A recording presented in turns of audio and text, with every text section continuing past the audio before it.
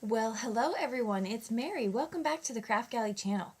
I am going to have a lot of fun playing with these liquid watercolors from Avery Elle.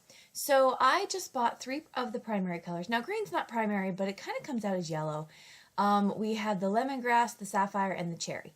And so I'm going to play with these a little bit differently. I love smushing techniques with all kinds of other mediums, so I decided to give this a try. I'm going to place down each of the colors just very randomly and haphazardly, and I'm going to kind of try to get a little bit of streaking where I can, and I want to overlap some of those colors.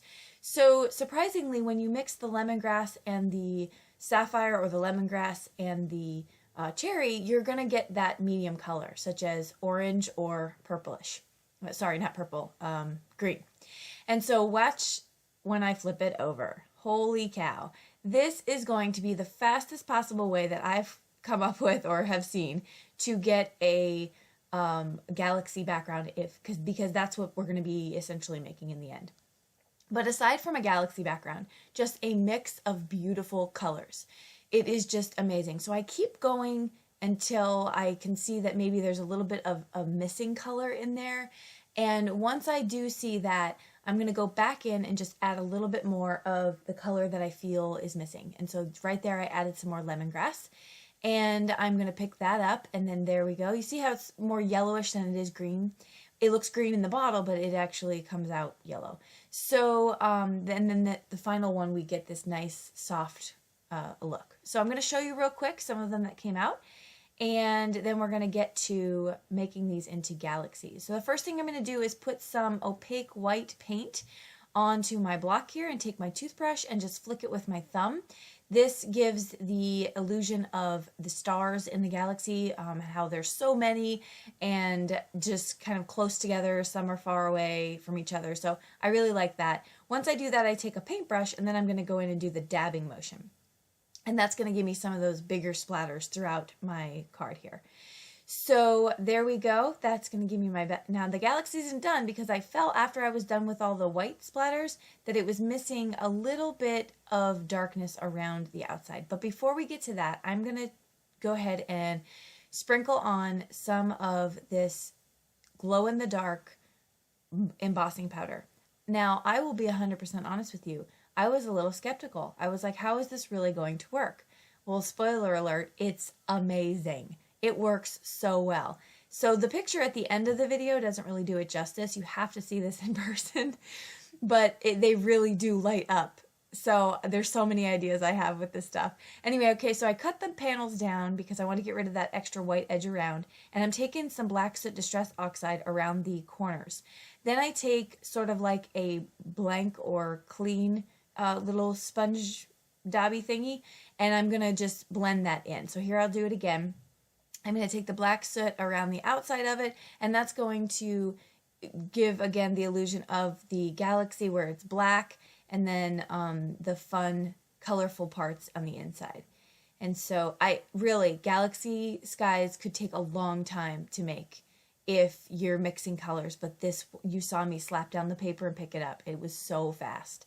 So, all right, so I finished that up. Then I'm going to put this in my box here, and I'm going to spray this one. This is just some spritz, glimmer spritz I had in my stash. I think it was from an old kit.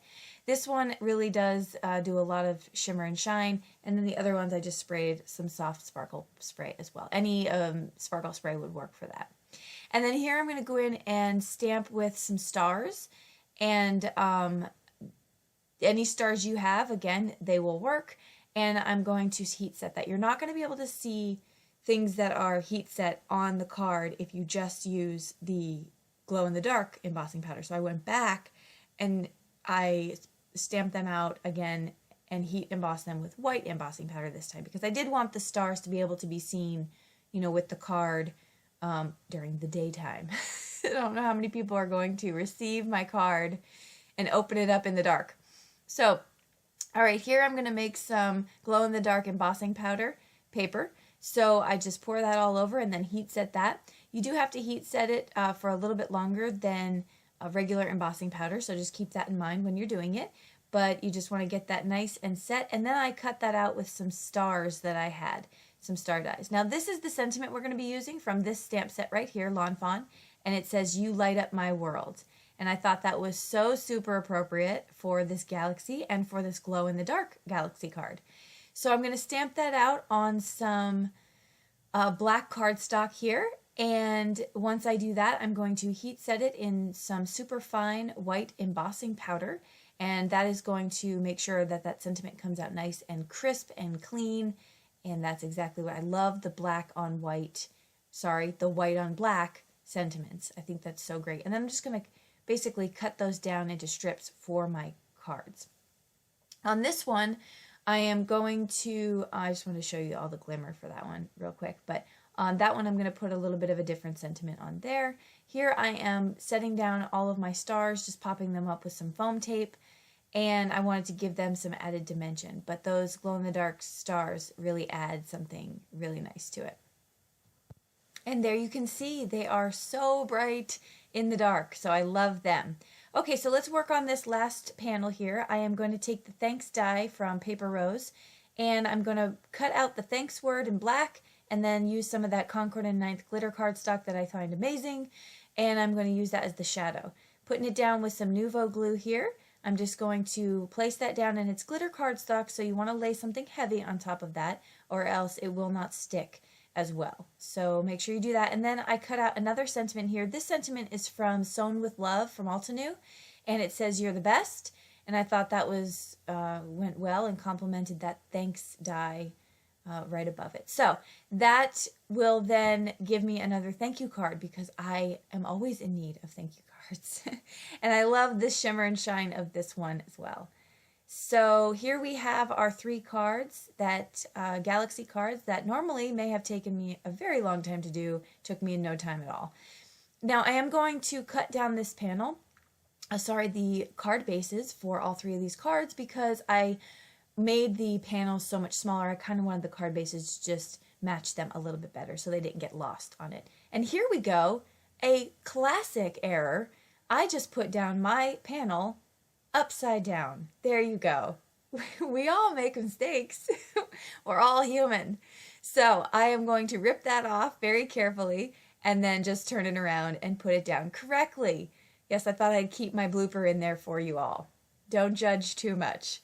All right, so that'll do it for the cards. Thanks so much for stopping by and crafting with us. Hopefully you'll give this technique a try. I promise you it's so much fun. It's kind of addictive. You may be making way more panels than you thought possible with it. But thank you so much again for stopping by. Don't forget to head over to the store, where you'll see lots of awesome deals going on, lots of new releases. And up in the upper left-hand corner, you'll see the subscribe button. Don't forget to hit that so you don't miss videos from us. And then on the lower right-hand side, here's some more videos. I have another galaxy background there for you. And we will see you in the next video. Have a wonderful week. Bye-bye.